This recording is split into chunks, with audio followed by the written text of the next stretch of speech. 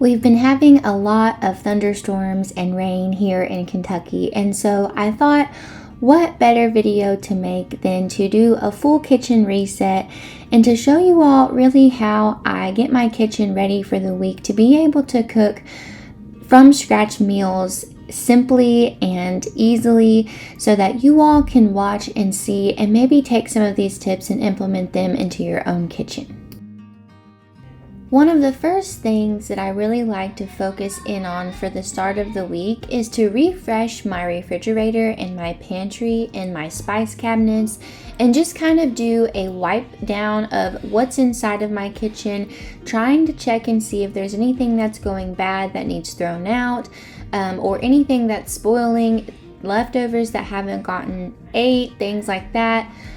Because I don't want to start the week with having a messy or dirty or unorganized space to actually be able to work with, because I feel like whenever you're cooking from scratch, you really need to be able to just see what you have and grab what you need, and the whole focus of it is for it to be a simple and peaceful process instead of feeling like it's a really chaotic mess. So I don't take all of the drawers out every single week and wash them down. That's more of a seasonal thing that I like to do in the fridge. But I know that the fall season is quickly approaching, and so I wanted to just go ahead and do a full deep clean of the refrigerator because I know I'll be using it in the coming months. Starting the week with a clean refrigerator and a clean space allows me to really see what we have. So after I've already wiped down and cleaned and refreshed the refrigerator, I like to focus in on keeping fresh vegetables and fruits and things like that easily accessible to my family so that when the kids are hungry or we need a snack, you can grab an orange, an apple, a banana, some grapes right out of the refrigerator. They've already been washed and stored, and they can just eat those, because as we're moving away from more of the processed foods and we're really trying to transition into more whole foods and less processed foods, which we still have processed foods on hand, don't get me wrong, but I'm really trying to get everyone shifted over to choosing healthier versions and more nutritious foods.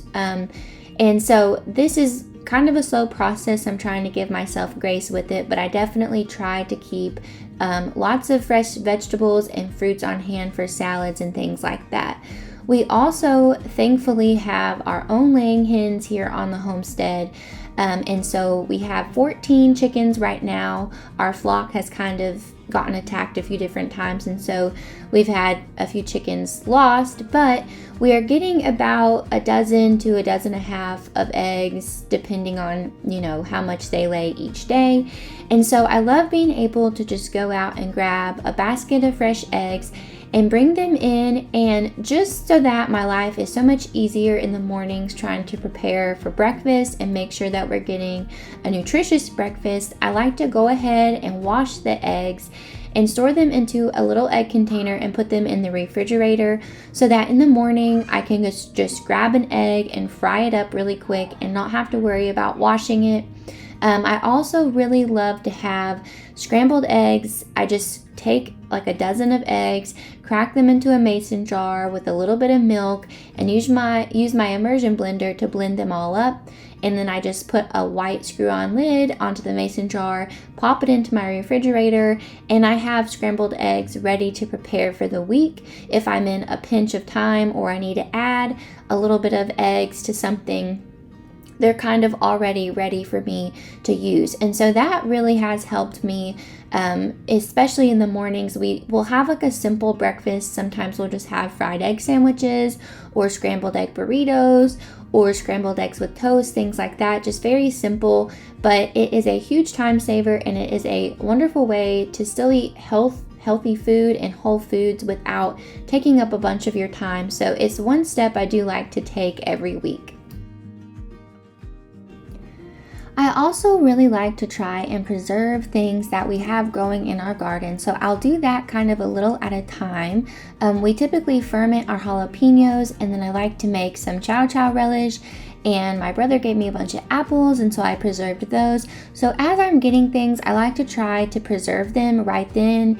And I know that takes a little bit of time. That's not really a weekly thing, but during the spring and summer months, whenever we're actually getting a lot of produce, or I'm able to go pick them up from our farmer's market, things like that, I do try to put that stuff back just as a little at a time, and so that whenever you do need it, it's there on hand. But that's not something I do every single week. But like I said, just as I go, I like to try to do a little bit at a time. For the week, I like to prep my cast iron skillets. I like to, most of the time, whenever I'm cooking with them, I just take a paper towel and wipe them out. And I'm not really like scrubbing everything out. Because I'm using them so often to cook. That's all I cook with. So I like to take my steel wools, scrub them out really well, and then I'll stick them on the oven with a little bit of olive oil and season them, and just have them prepped and ready to go, and then store them into the cabinet so that whenever it's time to start cooking for the week, they're ready, they're clean, and they're there. So I talked in a previous video about how I like to just use cast iron skillets and stainless steel pots as my own personal preference, but that is all that I cook with.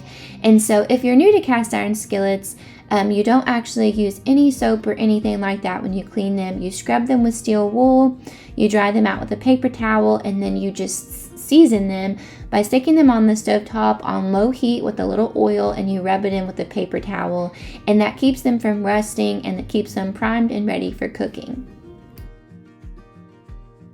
Currently here on our farm, we are raising our own meat chickens, and we just started this year raising our own pigs as well.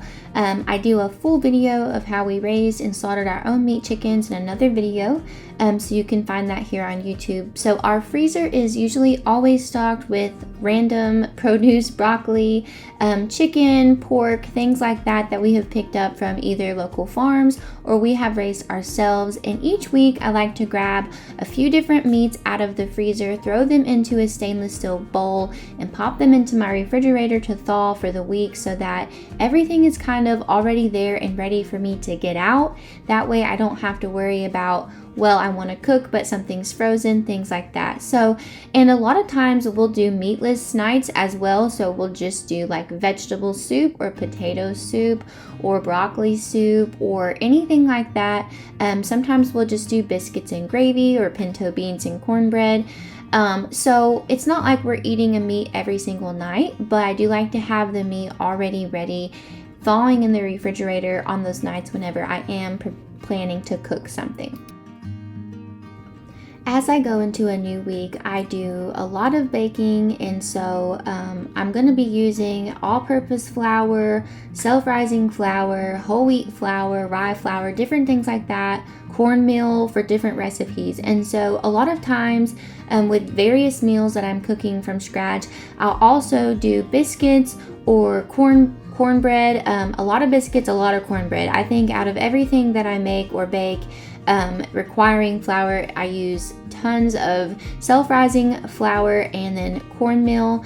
And then I also do use a lot of all-purpose flour, because for a lot of different gravies that I make, I have to add all-purpose flour in as a roux with some butter and milk. And so I go through flour a lot.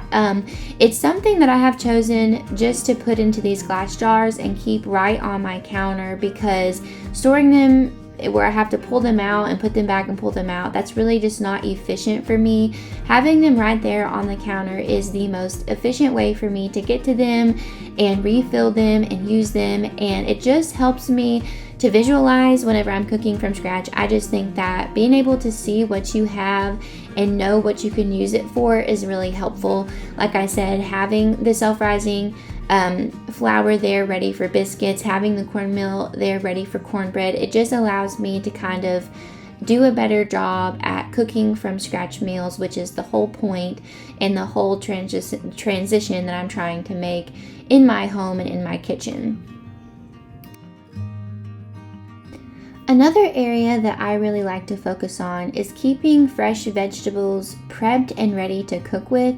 And so I talked in a previous video I did on home cooking and how I try to cook meals that are whole foods and ready for my family and keep and get meals for dinner on the table every single night. And I don't cook, like I said, I don't cook every single night, but I'll kind of batch cook, and that way I don't have to cook every night. We can have leftovers and I can freeze leftovers and things like that and reheat things. But like I said, my goal is to transition us into more whole foods and less processed foods. And so these are just some of the ways that I have found have really helped me keep up with that goal.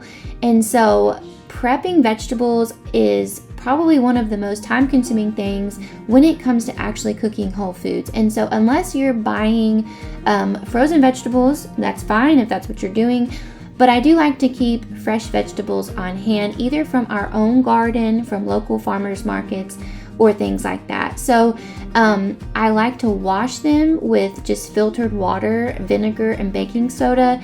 And then, so I chopped my broccoli here and then I soaked it and washed it and things like that. But chopping the broccoli and prepping it, washing it, and then just sticking it into a container in the refrigerator, ready for me to just do whatever I'm going to do with it for the week. So if I want to steam broccoli, if I want to roast it with some other vegetables, or if I want to toss it in and make a broccoli salad, I can do all of those different things and I don't have to worry about this step in the process. So it's just adding a little bit of less chaos for me throughout the week. So doing these things, taking some time on the day that you're going to be picking up your groceries, or if you do just make a run to the farmer's market that day, just try to carve out like an hour or so just to prep your vegetables, wash them, clean them, chop them, store them. That way, when you go to cook for the week, they're already prepped and ready, and you're not stressing out thinking, well, I've got to get all these vegetables washed and cut up just to make a salad or just to roast. So it takes one step out of the process for you during a busy weeknight. So I found that really, really helps me stay on task as far as getting a good, whole, healthy food meal, dinner, lunch, whatever I'm trying to make ready. So it is something I think is a really valuable thing to do for the week. I hope that this video was helpful for you, and that whenever you go to get your kitchen refreshed for the week, that you can implement some of these ideas into your own kitchen flow so that you can cook more homemade, from scratch meals for your family, and you all can enjoy that time together. Thank you all so much for watching. Please like and subscribe and follow along for more videos.